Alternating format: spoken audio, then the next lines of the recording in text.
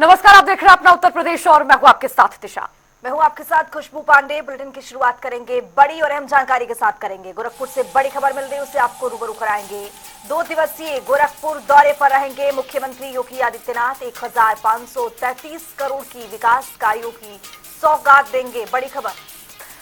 चरगावा में आयोजित एक कार्यक्रम में शामिल होंगे सीएम योगी आदित्यनाथ और करीब 1500 करोड़ के कई विकास कार्यों का शिलान्यास आज मुख्यमंत्री योगी आदित्यनाथ करने वाले हैं। साथ ही आपको बता दें 53 करोड़ 73 लाख के कई कार्यों का लोकार्पण आज करेंगे। तो कई सौगातें आज मुख्यमंत्री योगी आदित्यनाथ गोरखपुर पहुंचकर गोरखपुर वासियों को देने वाले हैं। तो इसी खबर पर ज्यादा जानकारी के साथ हमारे सहयोगी लखनऊ से अनूप कुमार सिंह जुड़ रहे हैं। अनूप, गोरखपुर के दौरे पर रहने वाले हैं मुख्यमंत्री और आज कई विकास परियोजनाओं का सौगात देने वाले हैं, क्या अपडेट? आज मुख्यमंत्री योगी आदित्यनाथ 2 दिवसीय दौरे पर गोरखपुर रहेंगे। गोरखपुर दोपहर बाद पहुंचेंगे, जिसमें जनता इंटर कॉलेज में 1553 करोड़ की विकास की परियोजनाएं का तोहफा देंगे। वो चाहे शिलान्यास की बात करें या तमाम परियोजनाएं हैं जिसका लोकार्पण भी करने वाले हैं। राजकीय कृषि विद्यालय और छात्रावास का भी लोकार्पण करेंगे मुख्यमंत्री योगी आदित्यनाथ। तो ये कहा जा सकता है कि लखनऊ से आज गोरखपुर जब जाएंगे तो गोरखपुर वासियों के लिए एक बड़ी सौगात, साल के दूसरे दिन यानी 2 तारीख आज है साल का 2025 का। निश्चित रूप से आज गोरखपुर वासियों के लिए एक बड़ी सौगात मुख्यमंत्री योगी आदित्यनाथ देने वाले हैं। और जब दोपहर बाद पहुंचेंगे तो सीधे जो जनता इंटर कॉलेज है वहां चरगावा, वहां पहुंचकर वहां मुख्यमंत्री योगी आदित्यनाथ तमाम परियोजनाओं का शिलान्यास लोकार्पण करेंगे। मुख्यमंत्री योगी आदित्यनाथ का दौरा काफी अहम भी माना जा रहा है, क्योंकि 2025 साल का यह पहला दौरा है और वहां पर तमाम जो विकास की परियोजनाएं हैं, जो बच्चे हैं, वहां के छात्र हैं, जो स्कूली छात्र, उनके लिए कहीं न कहीं राहत की सांस होगी। क्योंकि अभी छात्रावास का जब लोकार्पण करेंगे, निश्चित रूप से वहां पर तमाम जो अभी तक सुविधाएं हो रही थी जिनको लेकर इस लोकार्पण के बाद उन छात्रों के जब निर्माण होगा तो कहीं न कहीं छात्रों को एक लाभ मिलेगा और समुचित वहां पर रहने की व्यवस्थाएं वहां पर छात्रों को मिलेगी। अभी तक जिस तरीके से जनता इंटर कॉलेज में वहां तमाम जो समस्याएं थी उनको लेकर कहीं न कहीं अब छात्रों को भी राहत की सांस मिलेगी। बिल्कुल अनूप, जब भी मुख्यमंत्री योगी आदित्यनाथ गोरखपुर के दौरे पर होते हैं तो उस दौरान गोरखनाथ मंदिर पहुंचकर दर्शन करके जनता दरबार भी लगाते हैं, जहां पर जन समस्याएं सुनते हैं दूर दराज से आए लोगों की। तो जनता दर्शन दरबार को लेकर भी कोई जानकारी है उनके गोरखपुर दौरे को लेकर? देखिए, आज दोपहर बाद पहुंचेंगे मुख्यमंत्री योगी आदित्यनाथ, क्योंकि 2 दिवसीय दौरा है। कल मुख्यमंत्री शाम तक लखनऊ वापस आएंगे तो सुबह जनता दरबार लगाएंगे। उनका जो जब गोरखपुर रहते हैं, मंदिर में रहते हैं, तो गायों की सेवा करना, जनता दरबार लगाना, ये उनका रूटीन कार्यक्रम होता है। ठीक उसी प्रकार से कल सुबह का जो कार्यक्रम है वो जनता दर्शन का है। और जब कभी मुख्यमंत्री गोरखपुर पे रहते हैं तो गोरखपुर में साथ साथ अन्य जो जिले हैं उनके भी लोग वहां पर पहुंचते हैं अपनी फरियाद को लेकर के। और मुख्यमंत्री योगी आदित्यनाथ खुद उनसे पीड़ितों से मुलाकात करते हैं, उनकी समस्याएं सुनते हैं और उनके समस्याओं का निदान का, तुरंत निराकरण का निर्देश भी देते हैं और उसका पालन भी होता है। मुझे लगता है अब तक जिस तरीके से मुख्यमंत्री के दौरे गोरखपुर रहे हैं, जिस तरीके से वहां पर एक जो जनता की भीड़ होती है, जो फरियादी वहां पर पहुंचते हैं दूर दराज से, अन्य जिलों से, तो उनके कहीं न कहीं जो समस्याएं हैं उनका निदान होता है। और कल सुबह जनता दर्शन भी लगेगा जिसमें मुख्यमंत्री योगी आदित्यनाथ खुद समस्याएं सुनेंगे। ठीक है, चलिए, बहुत बहुत शुक्रिया अनूप कुमार जुड़ने के लिए और तमाम जानकारी साझा करने के लिए। बुलेटिन में आगे बढ़ेंगे। पूरे देश में नए साल का जश्न जोरों शोरों से मनाया गया। वहीं दूसरी ओर यूपी के कई जिलों में गंगा के किनारे भव्य आरती की गई। प्रयागराज के त्रिवेणी संगम, वाराणसी के देशाश्वमेध घाट और सरयू नदी के तट पर नए साल की पहली आरती शानदार तरीके से महाआरती की गई। आपको बता दें कि संगम नगरी प्रयागराज में 13 जनवरी से 26 फरवरी तक आयोजित हो रहे महाकुंभ मेले को लेकर और भी भव्य आयोजन किए गए हैं।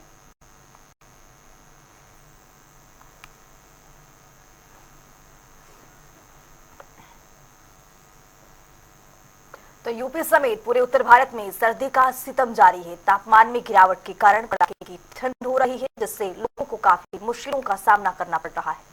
और इसी को देखते हुए प्रशासन ने प्रदेश के स्कूलों में 14 जनवरी तक स्कूलों में अवकाश भी घोषित कर दिया है। लोग ठंड से बचने के लिए अलाव का सहारा ले रहे हैं। साथ ही घना कोहरा छा जाने के कारण वाहनों की रफ्तार भी धीमी पड़ गई है। तो हाईवे पार हेडलाइट जलाकर यात्रा करने को लोग मजबूर हो रहे हैं। साथ ही मौसम विभाग ने भी सर्दी को लेकर अलर्ट जारी किया है।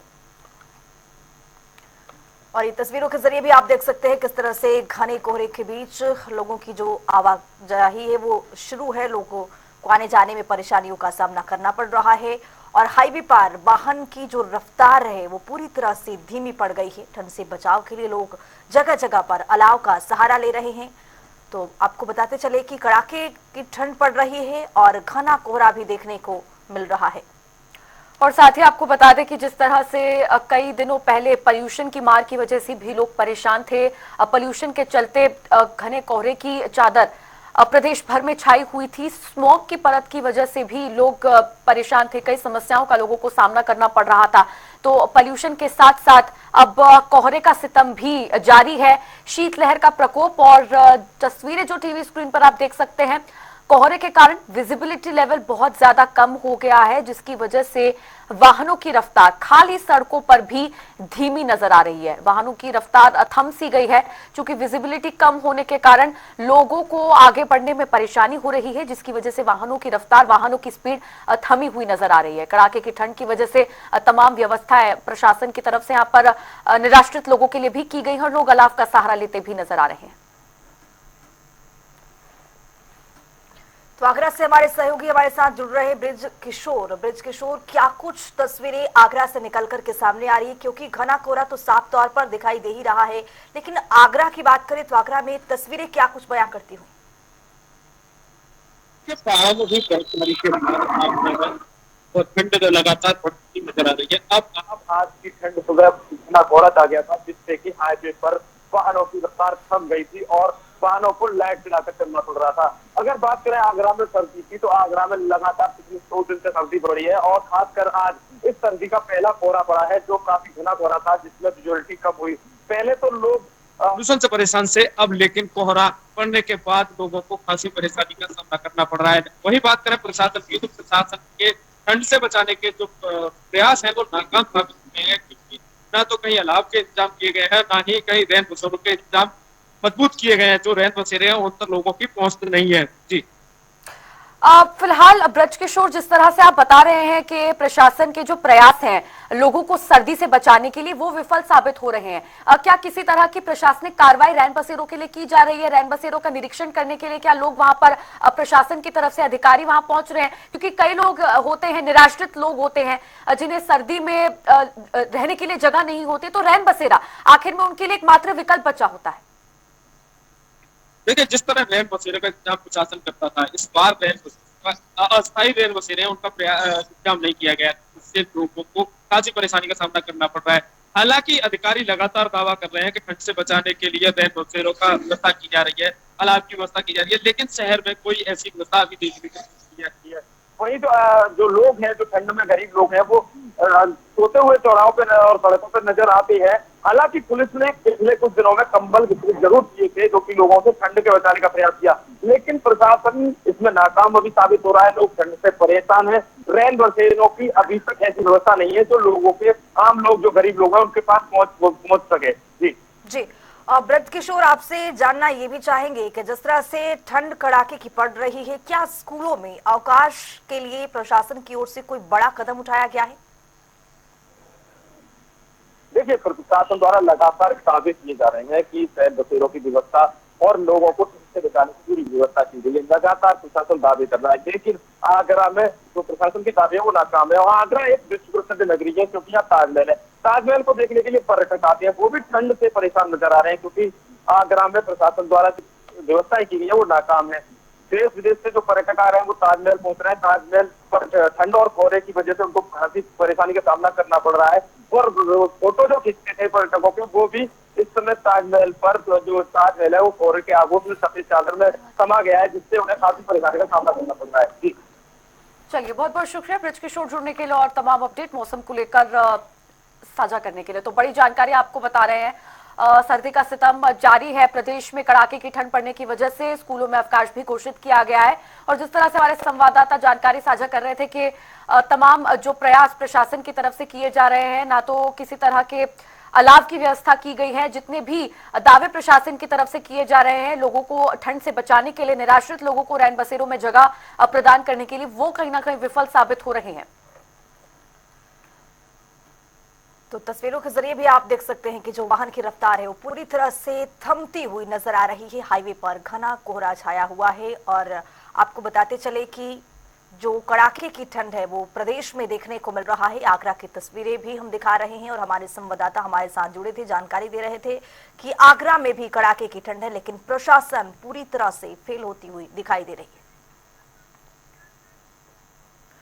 तो प्रयागराज से हमारे सहयोगी हमारे साथ जुड़ रहे सैयद मोहम्मद आमिर। सैयद, क्या अपडेट, क्या तस्वीरें महाकुंभ को लेकर, क्योंकि वहां पर भी कड़ाके की ठंड पड़ रही है, व्यवस्थाएं किस तरह की है वहां पर?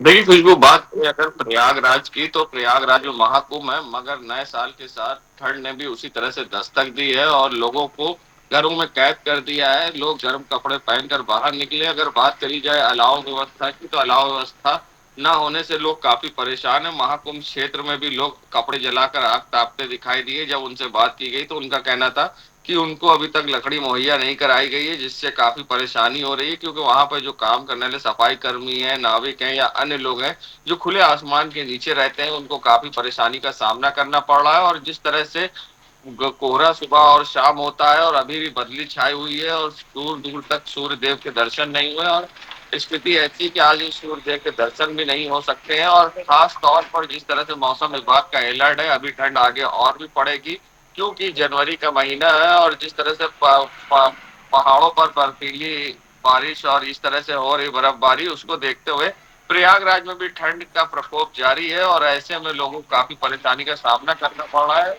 और बात करी जाए रैन बसेरे या अन्य व्यवस्थाओं की तो सिविल लाइन जैसे पॉश इलाकों में तो रैन बसेरे बनाए गए हैं, मगर पुराने शहर में अभी दूर दूर तक नगर निगम की व्यवस्थाएं नदारद हैं। अब देखना होगा किस तरह से नगर निगम ये व्यवस्थाएं करता है या फिर सारे दावे कागजों में रहते हैं। जी सैयद मोहम्मद आमिर, स्कूलों के अवकाश को लेकर क्या अपडेट है?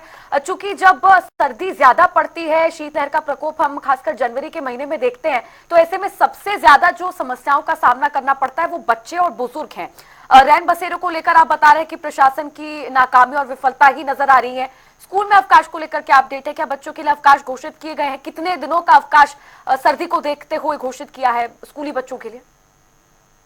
देखिए, स्कूली बच्चों के लिए अवकाश भले ही घोषित कर दिया गया है ठंड को देखते हुए, मगर जिस तरह से लोग बाहर निकलते हैं, जो आम जनता है, जो ऐसे लोग हैं जिनके सर पे छत नहीं है, जो सड़कों पर रहने के लिए मजबूर है, उन जैसे लोगों के लिए रैन बसेरे की व्यवस्था पुराने शहरों में ना होने से कहीं ना कहीं काफी परेशानी होती है।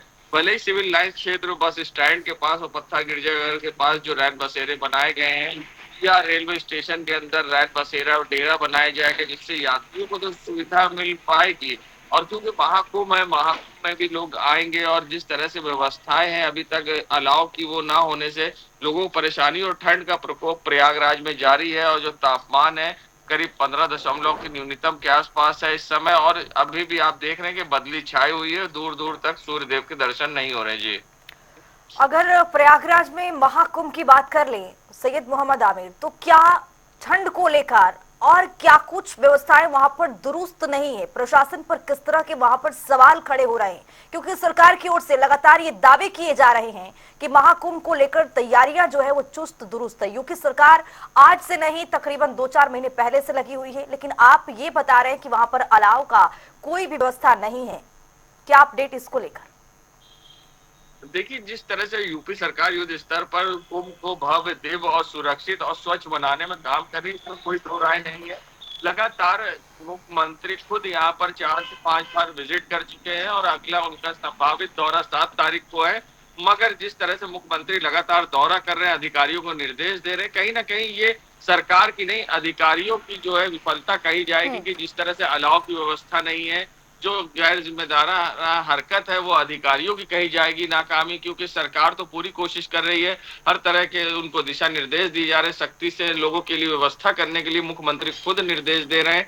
मगर अगर अलाव की व्यवस्था वहां पर मेले क्षेत्र में नहीं है, क्योंकि देखिए मेला बहुत बड़ा क्षेत्र है, 400 हेक्टेयर में बना हुआ मेला क्षेत्र है, 25 से 30 सेक्टर हैं और 25 सेक्टर हैं, 30 पार्टून पुल बनाए गए हैं, साथ ही ऐसे में 1900 हेक्टेयर में पार्किंग विकसित करी गई है। मगर अगर जो मेला क्षेत्र है, शिविर के साथ साथ मेले में जो श्रद्धालु सर पर गठरी रख के जो मुख्य श्रद्धालु होते हैं, जो आस्था की डुबकी लगाने आते हैं मोक्षदायिनी गंगा में, संगम में, वो खुले आसमान के नीचे होते हैं। अगर उनको जगह जगह अलाव की व्यवस्था नहीं होगी तो कहीं ना कहीं ठंड से उनको परेशानी का तो सामना करना पड़ेगा, ये तो साफ तौर पर निश्चित है। जी सैयद मोहम्मद आबिद, फिलहाल तो किसी तरह के कोई इंतजाम महाकुंभ को लेकर, सर्दी को लेकर महाकुंभ क्षेत्र में नहीं किए गए हैं, कोई इंतजाम अभी फिलहाल नजर नहीं आ रहे, लेकिन क्या किसी तरह की कोई उम्मीद है, चूंकि अभी भी कुछ दिन बाकी है महाकुंभ के मेले को शुरू होने के लिए, आगाज होने में भी कुछ समय बाकी है, तो क्या कोई उम्मीद है कि नगर निगम द्वारा या प्रशासन द्वारा कोई कदम उठाए जाए, इस दौरान जो समय बचा है उनमें ये तमाम तरह की व्यवस्थाएं पूरी कर ली जाए, ताकि दूर दराज से, देश भर से, विश्व भर से जो लोग आने वाले हैं उनको समस्याएं ना हो? तब देखिए खुशबू, जो महाकुंभ जनपद है वो एक नया जिला बनाया गया है, 76वां जिला है, तो उसका जो नगर निगम है, जो मेला प्राधिकरण है, जिसे कहते हैं पीडी, जिस तरह से विकास प्राधिकरण होता है उस तरह से मेला प्राधिकरण है, तो इनको ये व्यवस्था करनी ही है और आगे होगी व्यवस्था भले ही, मगर अभी से अगर व्यवस्था नहीं होती, जो श्रद्धालु अभी परेशान हो रहे, अगर ये व्यवस्था अभी से हो जाएगी तो कहीं ना कहीं आने वाले श्रद्धालु और जो स्थानीय लोग हैं उनको तो राहत मिलेगी, मगर आगे तो मेले में ये व्यवस्था होनी ही है, मगर ये अगर व्यवस्था अभी से होती है तो वो ज्यादा बेहतर होगा। जी बहुत शुक्रिया सैयद तमाम जानकारी साझा करने के लिए। तो आपको बताते चले कि लगातार जो सर्दी का सितम है वो जारी है और प्रशासन की जो व्यवस्थाएं हैं वो जमीनी स्तर पर पूरी तरह से फेल होती हुई नजर आ रही है। और चलिए बुलेटिन में आगे बढ़ेंगे खबरों के साथ। लखनऊ से बड़ी जानकारी आपको बता दें, उसका रुख कर लेते हैं। बड़ी खबर इस वक्त की लखनऊ से, यूपी बीजेपी का संगठनात्मक चुनाव जारी, दलित तौर पिछड़े वर्ग के लोगों को संगठन में भारतीय जनता पार्टी अब जगह देगी। तो दलित महिलाओं को जगह देने के लिए बीजेपी ने शिथिल नियम किए हैं। आपको बताते चले कि संगठन में पद देने के लिए उम्र और अनुभव दोनों में छूट मिली है। मंडल अध्यक्ष के लिए 45 साल से अधिक उम्र की दलित महिलाओं को जगह मिलेगी।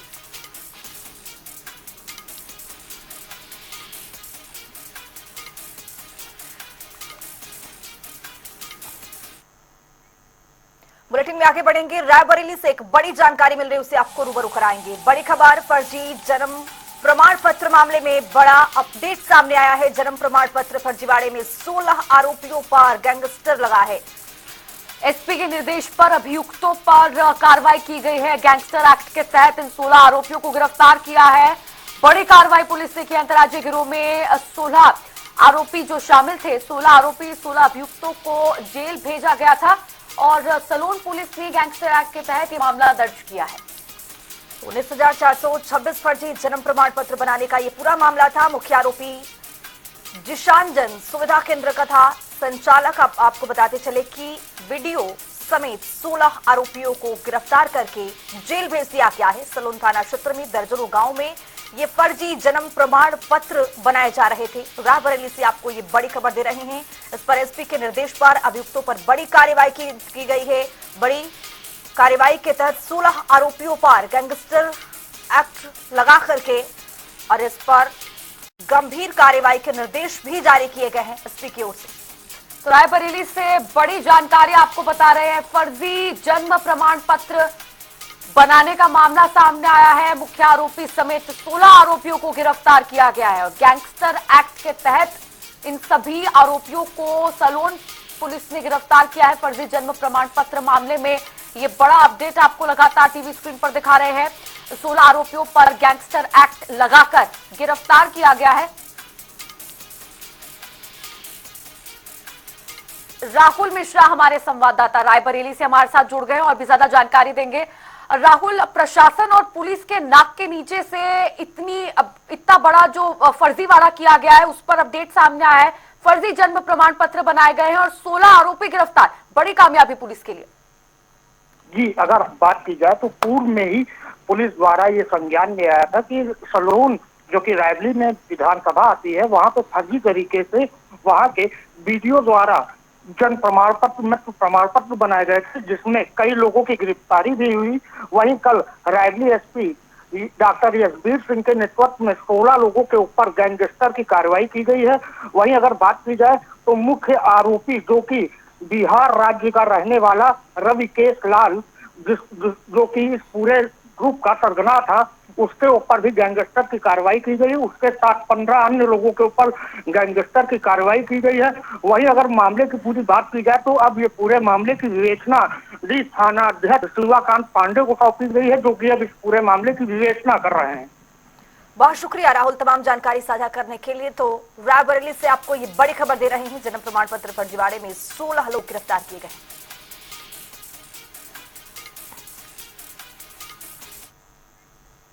अब बुलेटिन में वक्त है 2 मिनट में 10 बड़ी खबरों का। आगरा में प्रसिद्ध तीर्थ धाम बट्टेश्वर में हजारों की संख्या में पहुंचे श्रद्धालु। इस दौरान श्रद्धालुओं ने किया हवन यज्ञ। यमुना नदी किनारे स्थित भगवान भोलेनाथ के 101 मंदिरों में भक्तों ने की है पूजा अर्चना। बिजनौर में सड़क पर पलटी तेज रफ्तार अनियंत्रित कार, हादसे में कार में सवार लोग हुए घायल। सभी घायलों को अस्पताल में कराया गया भर्ती। श्रावस्ती में पुलिस ने गुमशुदा फोन देखा, जन सामान्य को दी नए साल की शुभकामनाएं। गायब 75 मोबाइल फोनों की 20 लाख बताई जा रही कीमत। श्रावस्ती में पुलिस ने नकली नोट बनाने वाले गैंग का किया भंडाफोड़। मौके से 5 आरोपियों को किया गिरफ्तार। 35,400 रुपए के नकली नोट को किया बरामद। इटावा में पुलिस अधीक्षक ने जरूरतमंदों को कंबल किए वितरित, साथ ही ड्यूटी कर चौकीदारों को भी बांटे गए कंबल। ललितपुर में तेज रफ्तार अनियंत्रित डंपर ने स्कूटी सवार 3 छात्रों को मारी टक्कर। एक छात्र की मौके पर की मौत, 2 गंभीर रूप से घायल। सूचना पर पहुंची पुलिस ने शव को पोस्टमार्टम के लिए भेजकर दोनों घायलों को अस्पताल में कराया। सुल्तानपुर में गृह मंत्री अमित शाह के बयान के खिलाफ राष्ट्रीय अम्बेडकर सेना ने किया है जमकर प्रदर्शन। तलवार लहराते हुए किया है प्रदर्शन। कानपुर देहात में एंटी करप्शन की टीम ने दरोगा को रिश्वत लेते रंगे हाथों किया गिरफ्तार। 10,000 रुपए की रिश्वत ले रहा था आरोपी दरोगा। फतेहपुर में एसपी का बड़ा एक्शन, 14 अपराधियों पर गैंगस्टर और 42 लोगों पर गुंडा एक्ट के तहत की बड़ी कार्रवाई। बहराइच में पुलिस को मिली बड़ी कामयाबी, महिलाओं को ठगने वाले 2 शातिर ठगों को किया गिरफ्तार। आरोपियों के कब्जे से 10,000 रुपए भी किए बरामद।